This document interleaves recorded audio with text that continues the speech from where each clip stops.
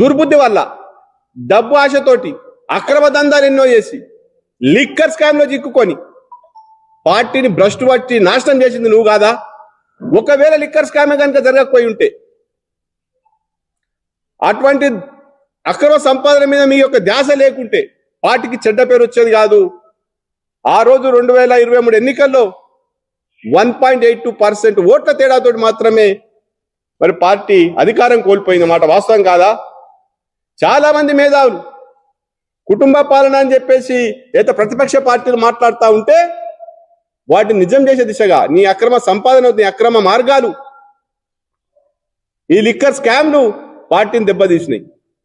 వారు పార్టీ కోసం నిరంతరం పోరాటం చేస్తూ అటు కేసీఆర్ గారు కావచ్చు, కేటీఆర్ గారు కావచ్చు, హరీష్ రావు గారు కావచ్చు, పార్టీని కాపాడుకుంటూ పార్టీ శ్రేణిలో ధైర్యం నింపుతూ ముందుకు పోతా ఉంటే పార్టీని పలచం చేసే మాటలు మాట్లాడుతా ఉన్నారు.